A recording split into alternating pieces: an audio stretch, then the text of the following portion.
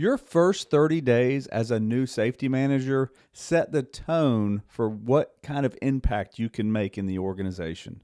You see, in the first 30 days, you have a lot of eyes on you. Supervisors are watching you, managers are watching you, maintenance is watching you, and yes, employees are definitely watching to see if you're actually going to walk the walk. Are you just going to be somebody that sits at their desk, or are you going to be somebody out on the floor? Are you going to be somebody that cares about their job, or are you going to be somebody that's checking boxes? You see, in this episode, I want to talk with you about 3 things that you can do in the first 30 days that will make a huge difference in your career. They'll set the tone for how you handle your job as a safety manager. Let's jump in.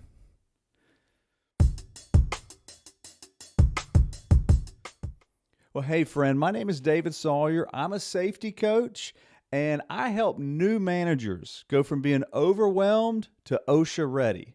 I help you prevent accidents and avoid OSHA because no one should get hurt at work. And in this episode, I want to talk with you about 3 things that you can do in the first 30 days on the job that will make a huge impact. It'll build your credibility, and it'll get more people on your side so you can make a bigger difference. But before I jump into that, I want to invite you to download my free OSHA audit checklist. If you go to my website, helpwithosha.com, you can download a free checklist, and it will walk you through exactly what you need to do to prepare your company for an unexpected OSHA visit. And when you download the checklist, you will get access to a video that will walk you through the checklist and explain what you need to do if you're already in the middle of an OSHA inspection. So it helps you prepare, but it also helps you respond to OSHA in the event that you're in the middle of an audit. It's a great way to get your team prepared, and I highly encourage you to go check it out right now. Helpwithosha.com. Access a free checklist right now. Now, in this episode, we're going to talk about 3 things. I want to go ahead and jump into it because the first thing you need to know as a new safety manager, you have got to get out of your office. Don't sit down in your office. Get out of your office. Make it a point to get out on the floor. What is production doing? It is important that you learn what are the hazards. How can I fix them? Now, some things are going to be obvious. In fact, I got them listed here. Obvious hazards. When you walk around a department, you can say, hey, where are the fire extinguishers? Are the exit doors clear? Is there an eye wash station? Is there a first aid kit? Do we have electrical panels that are blocked? Right? Is things leaning against the wall? Is there storage correctly? Are the racks bolted down? There's all kinds of things that you can go through your mind as a safety manager and say, hey, is this correct? But then there's going to be some things that aren't so obvious. And honestly, these are usually bigger. These are usually what we call high risk.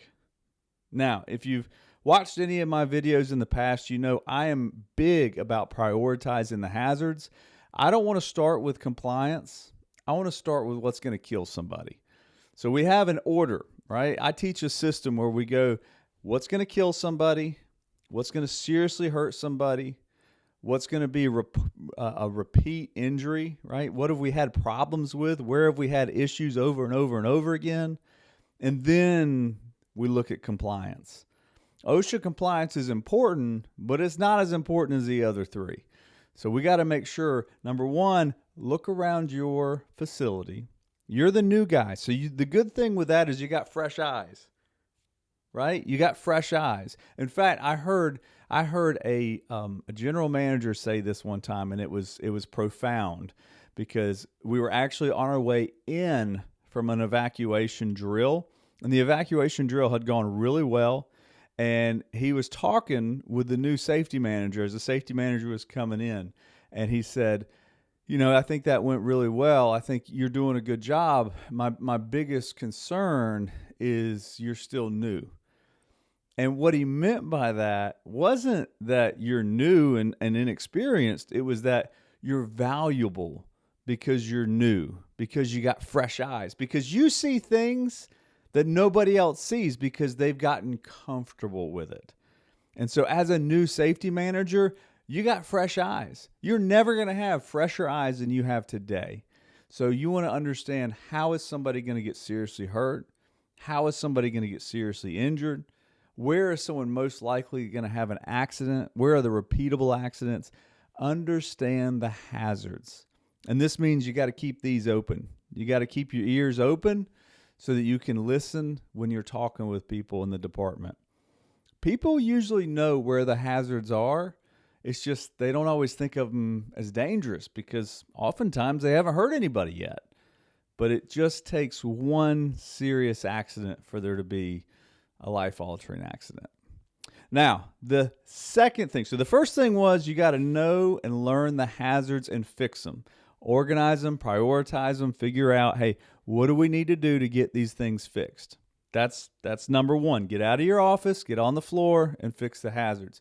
Now, the second thing we need to do, and this is really my sweet spot. I like doing this. This is something that I think is not difficult, but it's critical, so important. And that is, you got to improve communication.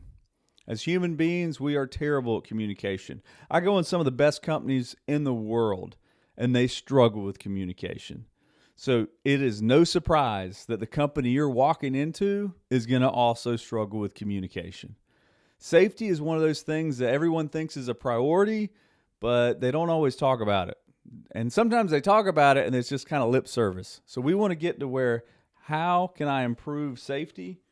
And one thing you can do is have a one-on-one, not a group, but a one-on-one meeting with certain key individuals at your facility. So in the first 30 days as a new safety manager, I'm going to make a point to meet with HR. I'm going to understand, hey, who has been filling out the OSHA logs? Is it my responsibility as a safety manager? Where do I go to get some HR help with some of the situations that come up in the world of safety? So you want to have a meeting with the HR manager. You also want to have a meeting with production managers. Now, this could be different departments, different areas in the plant. It might even involve quality, but you want to get to know the managers and supervisors. And I usually just ask them. I mean, I kind of feel them out and see how they're feeling, but I usually ask them, hey, if somebody's going to get seriously hurt in here, what are you most concerned about? Ask them. They work there. They know that department. They might say, we struggle with this one machine with lockout, tagout. That's my concern right there, is that machine. Hey, great information. I want to know about it. Have a yellow legal pad with you. Write down what they're talking about. Okay? So I'm going to have key meetings with production managers. I'm going to have key meetings with HR. And then the third, and I say this is probably the most important, you want to have good meetings with maintenance. Maintenance and safety have got to be on the same page. If maintenance and safety are not on the same page, nothing happens, or only bad things happen, because maintenance gets pulled in so often when things need to be repaired and fixed. And let's face it, these are the guys that are usually lockout, tagout authorized. They're dealing with confined spaces. They're dealing with fall protection. They're dealing with combustible dust. They're dealing with welding. They're dealing with all kinds of stuff. Electricity. These guys, they need to be your go-to people. They need to be dependable. They need to be safety-minded. They need to be working with you. So maintenance needs to have a good quality meeting with them as well. Now, the next thing I'd say to improve communication, this is something that I've just seen popping up. I don't know when you're watching this video, but this is something that's been popping up in 2025. And I go in a lot of places and I see this happening a lot. And this is the use of QR codes for employees to quickly fill out an accident report or an incident report. Now, real quick, the way I describe it, an accident is when someone gets hurt. So somebody's hurt, we fill out an accident report. It tells me who, what, when, where, how. All that information is captured in the accident report. An incident is a near miss. Nobody got injured, but they could have got injured. An incident is property damage, right? An incident is, that was a close one, right? Nobody got hurt, but we damaged some property, something happened, And in fact, in one of my trainings, I used to say, an incident's when something happened. Nobody got hurt, but something happened. We all know something happened. So that's an incident. And using QR codes, nowadays we can use a QR code to where somebody will automatically pull up a form. Boom, here's my incident form. Boom, here's my accident form. Fill it out and send it in to safety or HR. And that way we have a way to capture things. It's like a safety suggestion box that's on steroids. It's a little bit better, a little bit more fine-tuned, and you'll even get notified, hey, ding, ding, ding, we got somebody turned in a form. So we like to have that done through QR codes these days. It makes it so much easier. You can still do it the old-fashioned way. You can still have papers hanging in boxes on the wall. That's fine. Whatever works for you.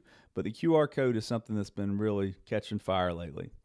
Now, the last thing I'll say, we talked about improving hazards, fixing hazards. We talked about improving communication. The third piece of the puzzle, when you're talking about your first 30 days on the job, what can you do? This is one of the most important things you can do. Be visible. Be visible. Be visible. Let me say it again. Be visible. Don't be in your office all the time. Get out on the floor. When you've got an idea, make sure we are putting it out there into the world. So one thing I love is new safety signs. They're usually pretty inexpensive. And when you put up a sign, people notice. The most important sign in your facility is something I call a safety board. Your safety board is where you're going to have all your relevant safety information. I like to have the monthly safety calendar, the weekly safety talks. I like to have a list of our accident responders. I like to have a copy of last year's OSHA 300 log if it's still within the time frame that needs to be posted. I like to have common things on there. Evacuation diagrams, maybe lockout, tagout information. So the safety board is a place that needs to be changed up every month, maybe every week. But I love the idea of having, hey, as I'm recording this, we're in December, so it's around the holidays. So you have something up there talking about holiday safety, maybe Christmas tree safety. You have the safety talks for the week. You have things driving in winter weather. You have things that capture people's eyes. Now, I'm used to doing this on a bulletin board. You can do it however it would work at your facility. Some of the places I go into nowadays, they got a big old flat screen 80-inch TV, and they have it set up so you don't have everything on that one screen. You have it to where it's rotating, and every 30 seconds or 20 seconds, it's changing, and that way it kind of captivates people's attention. So we have something about the evacuation. Then we're talking about the safety talks for this month. Then we're talking about a list of emergency evacuation procedures. Then we're talking about the accident responders. Then we're talking about Christmas tree safety and hanging lights and ladder safety. So making it visible with signs is a big thing. Having the safety board is huge. Safety boards is a great way to say, hey, we cover things in orientation. Boom, there it is on the safety board. It just reinforces what we're talking about. So in this episode, we talked about 3 things you can do in the first 30 days. Number 1, get out of your office. All right? Get out on the floor. Identify the hazards that you're dealing with. Prioritize the hazards. From there, we're going to have good communication, have meetings with key individuals. The third thing, be visible, be visible, be visible. Signage, safety board. Signage, safety board. So you want to have a way to where people know, hey, that's David Sawyer. That's the new safety guy. He's on the ball. He cares about me. He wants to make sure I go home at the end of the day, 10 fingers, 10 toes, right? That's what we're looking to do. If you found this helpful, if you found this beneficial, if this resonated with you, I have a new safety manager course. It's called Safety Starting Point. And Safety Starting Point is a course designed for new safety managers, and it helps them go from overwhelmed to OSHA ready in 90 days. If you're interested in this, please check it out. It's on my website.